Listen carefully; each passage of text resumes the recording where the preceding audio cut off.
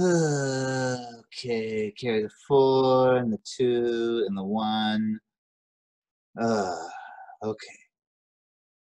Hey, it's time for my 25-second lunch break. Okay, joke of the day. Who enjoys counting a stack of bills? A bank manager. Bank manager. That's funny because most people, bills are like bad things, but a bank manager is counting a stack of bills, like dollar. Stack of bills. Bank manager. Oh, that's good.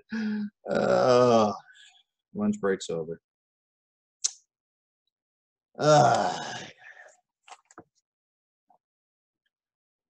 Ladies and gentlemen, welcome to another Mr. Smith video. Today we're going to be talking about the start of our country. Now, here's the thing.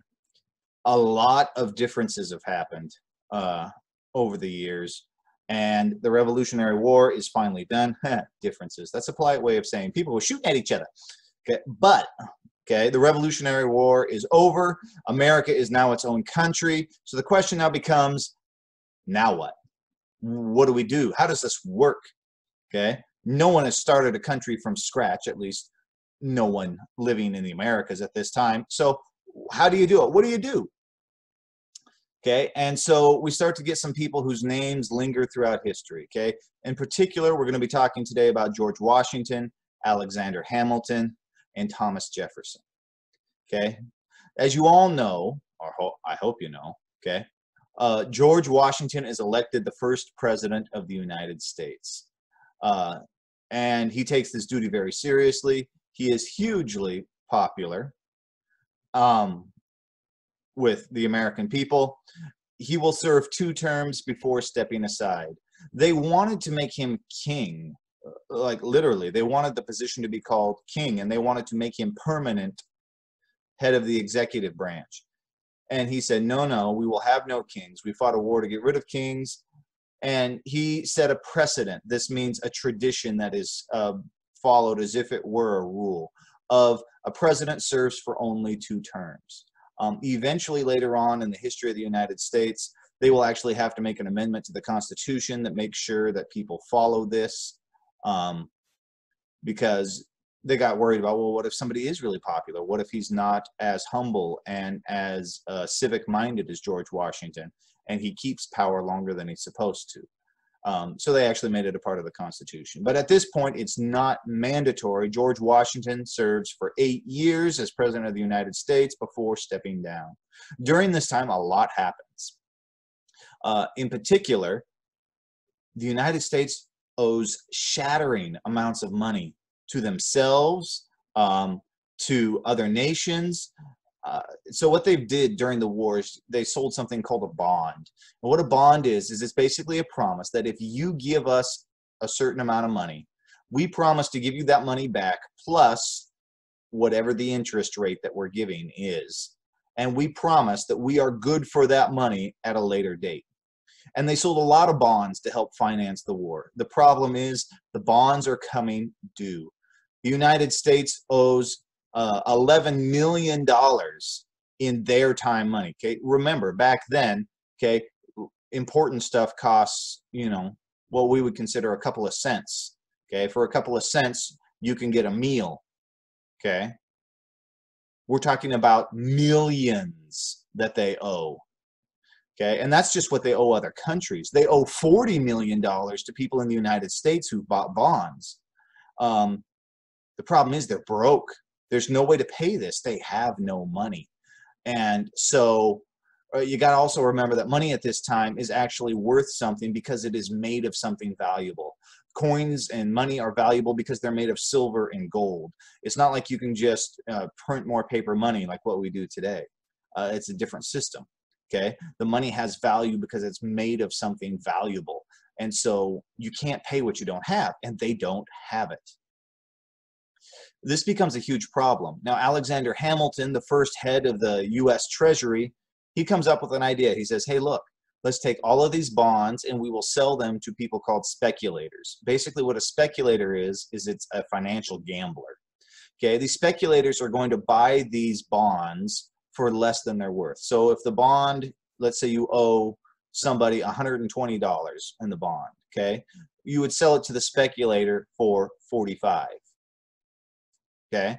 Now, the United States government does this with the bonds, and they make some of that money back, and now they have cash and capital to pay people back with. Okay. The speculator is betting that at a future date, the U.S. will have the money to honor that bond, and he can turn it in for the full price, and he'll make a profit. Thomas Jefferson is against this. He thinks it is wrong for people to make money, and this would be a lot of money, okay, for some of these people, to make money off the misfortunes of the United States. And Hamilton says, though, hey, look, you know, it's fair. They're taking the risks, because there is the risk that by buying this, they may never make any money. It may wind up becoming a worthless piece of paper. Now, on top of this, besides the national debt, the states have debts. Connecticut has its debt. New York has a debt. South Carolina, North Carolina, New Hampshire. They all have their own debts.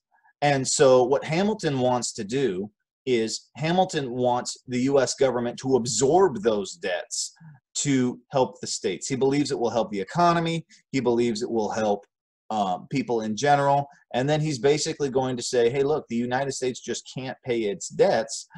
So we'll sell these bonds to speculators. We'll do some other things. And we'll use some little financial wizardry here to, you know, plug things up for a little while, stop the leaks in the boat, so to speak. And then later on, when we're better off, then we'll fix it. And Thomas Jefferson is completely against this. North Carolina and some of the other southern states, Virginia and those, they are very much against the government of the United States absorbing states' debts. Because what's going to happen is when the United States government absorbs those debts, that debt is basically going to be spread equally between all the states in taxes and so forth. And some of the southern states have very little in war debt. They don't want to get saddled with the massive debt that some of the northern states have. They don't want to have to share in that. They said, no, every man for itself. But Hamilton has a bargaining chip. He knows that they are not happy that the current original capital of the United States is in New York.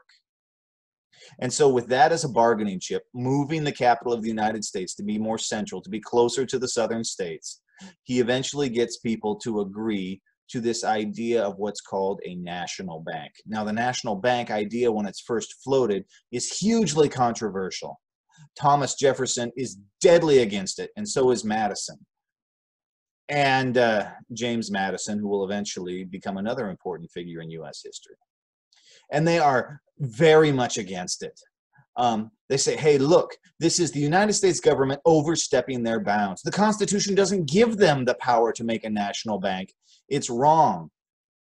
Now, backing up here a minute, one of the reasons Hamilton said, let's make a national bank, is at this time, every state is making their own money. Now, that doesn't sound like a bad thing, but stop and think about that. Imagine if Washington made its own money. Okay, you have $100. You go down to Hermiston in Oregon, and you plan to buy something worth $100. Okay, let's say that you're going to buy, I don't know, a cow, okay, or whatever. Okay, so you go down there and you say, yeah, I'd like to buy Bessie over there for $100. You've posted it for $100. I have $100. Here you go. And they look at it and they say, sorry, that's Washington money. That's only worth about 35 cents here in Oregon. Well, what do you mean it's only worth 35 cents? This is $100. Well, yeah, in Washington, with Washington money, it's $100. But yeah, see, Oregon, we print our own money, and we decided our money is a lot more valuable than your money, and so we think your money is only worth about 35 cents. So you still owe me, you know, $99.65. You got any more? This could cause a huge problem. Now you go to Idaho, they may have a completely different idea. They may say, oh, Washington money. Oh, we like Washington money. Oh, you can get 10 cows for $100 of Washington money. And so it's weird. And some states even refuse to take money from other states. And there's this whole mismatch. None of it makes any sense. And there's really no rules and no one controlling this. It is a mess. And so The United States government also can't control how much money each of the state prints. So let's say that one state decides, hey, we're going to start doing IOUs. That could cause a huge problem. So they decide the best way to fix all of this is one national bank. Now, that doesn't sound weird to us today. We all use the same United States money, but back then, this is a new idea, and it is very divisive. And so they say, hey, look here, I don't know about this. And again, nowhere in the Constitution, okay, does it say, and Congress shall have the power to make a bank if they dang well please. No, okay, it doesn't say that. So Thomas Jefferson and Madison say, hey, look, not only do we think this is a bad idea, but we don't actually believe the Constitution allows the federal government to do this. Hamilton says, hey, look, there's that little clause tacked on the end that says that Congress may pass all laws that are proper and necessary for running the country.